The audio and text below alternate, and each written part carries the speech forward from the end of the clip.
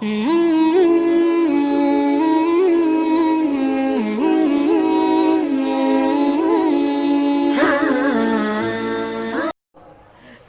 میلاد ہم جب کہتے ہیں میلاد مصطفیٰ صلی اللہ علیہ وآلہ وسلم، تو یعنی ہم حضور علیہ السلام کی پیدائش کی خوشی مناتے ہیں۔ ہم اللہ کے نبی صلی اللہ علیہ وآلہ وسلم کی ولادت کی اور پیدائش کی خوشی مناتے ہیں۔ اب یہاں پر اگر کوئی ناسمجھ یا کم علم بچہ سوال کرے، کوئی طالب علم پوچھے کہ رسول پاک صلی اللہ علیہ وسلم کی پیدائش کی خوشی کیوں مناتے ہو، تو ایک چھوٹا سا اور بہت آسان سا جواب یہ ہے کہ آخر مجھے آپ یہ بتائیں کہ وہ کون سا بندہ ہے کہ جس کی پیدائش پر خوشی نہ منائی گئی ہو۔ وہ کون سا بندہ ہے جس کی پیدائش پر خوشی نہ منائی گئی ہو؟ جو بھی دنیا میں بچہ آتا ہے اس کی خوشی ہر اعتبار سے منائی جاتی ہے۔ حمال کے گھر بچہ پیدا ہوگا تو کم سے کم خوشی اتنی ہوگی کہ ماں باپ خوشی منائیں گے، دادی دادا خوشی منائیں گے، اور اگر وہ بندہ اور پوزیشن والا ہے، اگر وہ بندہ اور پوزیشن والا ہے تو پھر رشتہ دار بھی خوشیوں میں شامل ہو جائیں گے۔ وہ بندہ اور پوزیشن والا ہے تو محلے والے بھی خوشیوں میں شامل ہو جائیں گے۔ ایم ایل اے اور ایم پی کے گھر بچہ پیدا ہوا تو ممکن ہے پورا گاؤں خوشیوں میں شامل ہو جائے، وزیر کے گھر بچہ پیدا ہوا تو ممکن ہے پورا ملک شامل ہو جائے۔ لیکن یاد رکھیں کوئی بچہ ایسا نہیں ہوتا جس کی پیدائش پر خوشی منائی نہیں جاتی، لیکن ہاں کچھ بچے ایسے ہوتے ہیں، ذرا دھیان سے سننا، توجہ فرمائیں، کچھ بچے ایسے ہوتے ہیں جن کی پیدائش پر نہ ماں کو خوشی ہوتی ہے نہ باپ کو خوشی ہوتی ہے۔ وہ بچے وہ ہوتے ہیں جو بن باپ کے اور بغیر شادی کے پیدا ہوتے ہیں، ان کی پیدائش پر کسی کو خوشی نہیں ہوتی۔ لیکن جو نکاح سے پیدا ہوتے ہیں، شریفوں کے یہاں پیدا ہوتے ہیں، شرفاء کے یہاں پیدا ہوتے ہیں، پہلا بچہ ہے تو خوشی منائی جا رہی ہے، دوسرا بچہ ہے تو خوشی منائی جا رہی ہے، تیسرا ہے تو خوشی منائی جا رہی ہے۔ یعنی دنیا میں کوئی بچہ ایسا نہیں ہوتا جس کی آمد پر خوشی نہ منائی جائے۔ اب آپ مجھے بتائیں جب للو پپو اور ٹپو کے یہاں بچے پیدا ہو تو اس کی خوشی لوگ مناتے ہیں، جب آمنہ کے یہاں رحمت للعالمین تشریف لائے، آمنہ کے یہاں رحمت للعالمین تشریف، کوئی بچہ ایسا نہیں جس کی ولادت پر خوشی نہ کی گئی ہو۔ لیکن ایک بات یہ ہے، ہاں کسی کے یہاں بچہ پیدا ہوتا ہے تو کچھ لوگ خوشی مناتے کچھ نہیں مناتے۔ مثال کے طور پر ایک کے گھر میں بیٹے ہی بیٹے پیدا ہو رہے ہیں، گھر والے خوشی منا رہے، الحمدللہ اللہ کا فیضان جاری ہے، کرم جاری ہے اور خوب برکت ہو رہی ہے، آمد ہی آمد ہو رہی ہے، لیکن پڑوسی کو ہے دشمنی اس سے، تو جب بچہ پیدا ہوگا اسے تکلیف ہوگی، مبارکباد بھی نہیں دے گا، منہ چڑھائے گا، منہ چڑھائے گا۔ تو آپ نے کچھ کہنے کی ضرورت نہیں، آپ سمجھ جائیں گے کہ آمد پر یہ جو مبارکباد نہیں دے رہا ہے اس کے چہرے پر تبسم نہیں ہے بلکہ چہرہ اتر گیا ہے، بلکہ لوگوں سے بھی لڑ رہا ہے۔ کیوں اس کو مبارکباد دیتے ہو؟ کیوں اس کو ارے مبارکباد دینے میں حرج کیا ہے؟ اگر خدا نے اس کو نعمت دی ہے تو مبارکباد دینی چاہیے، آپ کیوں منع کر رہے ہو؟ تو یہ منع کرنے والے کا نیچر بتا رہا ہے اللہ نے اس کے گھر بیٹا عطا کیا، اسے خوشی نہیں ہوئی اس لیے بیچارہ مبارکباد دینے سے روکتا ہے۔ آپ بتائیں پڑوسی کے بچے کے یہاں پہ بچے کی ولادت ہو اور پڑوسی چاہے کتنا بھی بڑا خطیب ہو، ادیب ہو، عالم ہو، ظالم ہو، کوئی ہو، اگر وہ روکے کہ مبارکباد نہ دینا، آپ کہیں گے یار کتنا جلتا ہے یہ کہ بچے کی ولادت ہوئی اور روک رہا ہے۔ بس ہم نے کسی کو کچھ کہنا ہی نہیں ہے، جس کو دیکھو نبی کی آمد پر مبارکبادیاں ہیں اسے نبی کی آمد کی خوشیاں ہیں، اور جو منع کر رہا ہے اب آپ مجھے بتائیں کہ منع کرنے والے کے دل میں کہیں نہ کہیں نبی کی پیدائش کے حوالے سے دکھ ہے، بیماری ہے، درد ہے، جلن ہے، اسی لیے تو وہ روک رہا ہے۔ ورنہ میرے نبی تشریف لائے تو حدیث پاک میں آتا ہے کہ مشرق کے جانوروں نے مغرب کے جانوروں کو مبارکباد پیش کی، پتھروں نے خوشیاں منائی، کنکروں نے خوشیاں منائی، فرشتوں نے خوشیاں منائی، حتیٰ کہ اللہ نے خوشیوں کا اظہار اس طرح کیا کہ جس سال نبی کی ولادت ہوئی اس سال اللہ نے بیٹیاں پیدا نہیں فرمائی، 70,000 بیٹے ہی بیٹے پیدا فرمائے۔ اللہ خوشیوں کا اظہار فرما رہا ہے۔ آئیے الخصائص الکبریٰ میں، کیا نبی کی پیدائش پر اللہ کوئی خاص کام کرتا ہے؟ کیا نبی کی پیدائش پہ اللہ کوئی خاص کام کرتا ہے؟ الخصائص الکبریٰ میں امام سیوطی نے لکھا، حجت البالغہ میں بلکہ حجت اللہ علی العالمین میں امام یوسف نبہانی نے لکھا، اور اسی طریقے سے اور بھی محدثین نے لکھا۔ کیا لکھا؟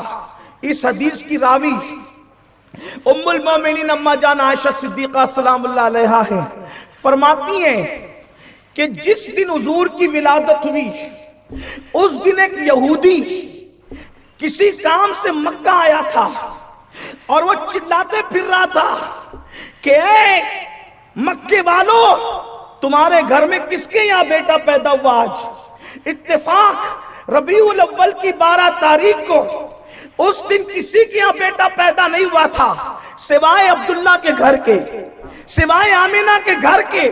اس نے چلانا شروع کیا، کس کے یہاں بیٹا پیدا ہوا، کس کے یہاں بیٹا پیدا ہوا؟ لوگوں نے کہا اتنا چلا کیوں رہا ہے؟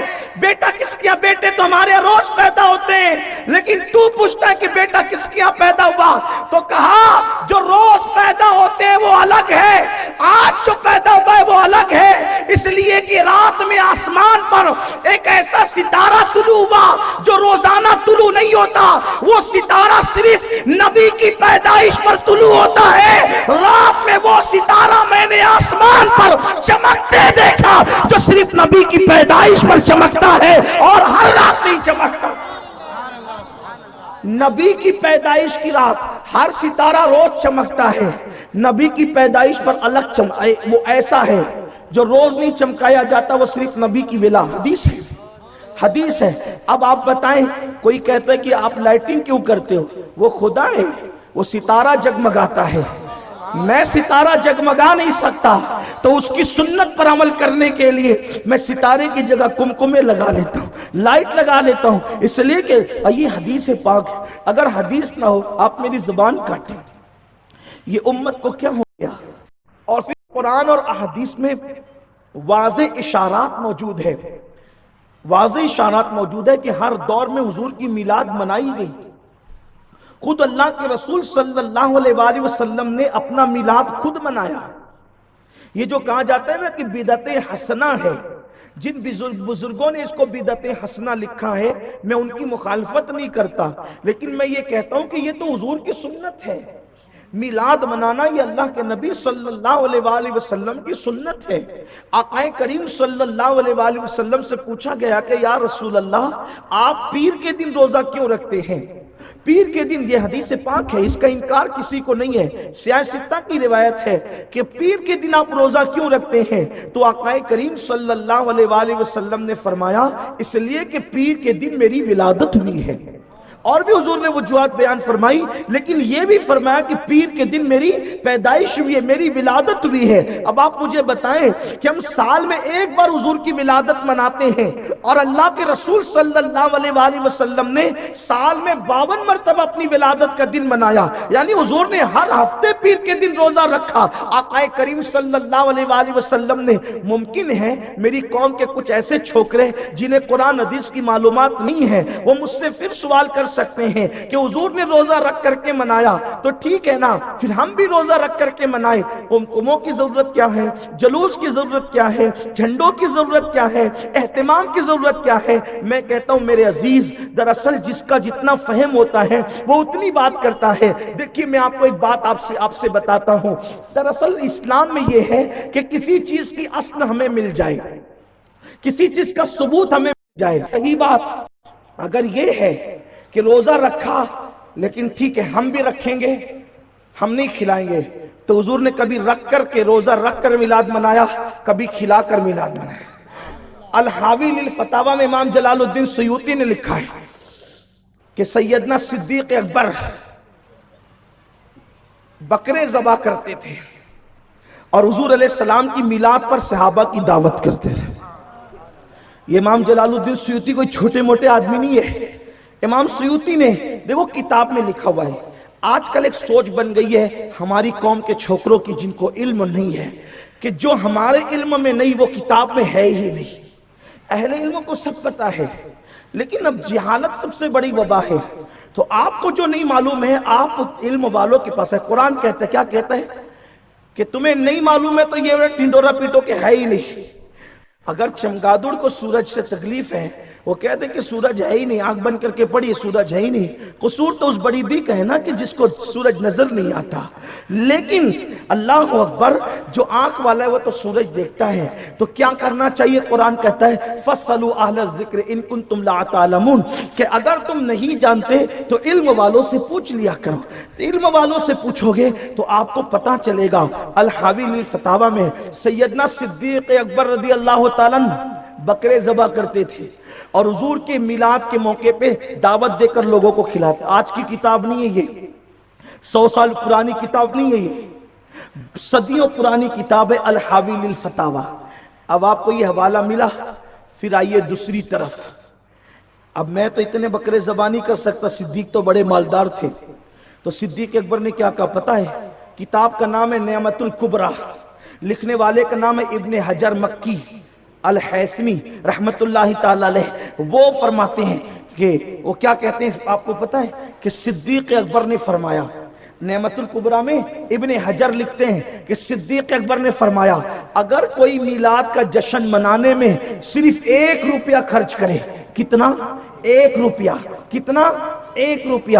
اس دور میں روپیہ نہیں بنا تھا لیکن درہم کی بات کی گئی ہے. میں آپ کو سمجھانے کے لیے روپیہ کہہ رہا ہوں, ورنہ آپ کہیں گے وہ ادھر تو روپیہ تھا نہیں, آپ یہ روپیہ کہاں سے لائے حدیث میں؟ میں نے ایسی کئی حدیث میں روپیہ کا ذکر کر دیا تو لوگوں نے کہا کہ میں نے کہا اللہ کے بندے روایت بالمعنی کبھی تو اسلام میں تصور ہے سمجھانے کے لیے. تو بہرحال صدیق اکبر نے فرمایا 1 درہم اگر کوئی رسول اللہ صلی اللہ علیہ وسلم کی میلاد پر خرچ کرے گا خوشی کرتے ہوئے تو وہ ابو بکر صدیق کے ساتھ جنت میں داخل کیا جائے گا.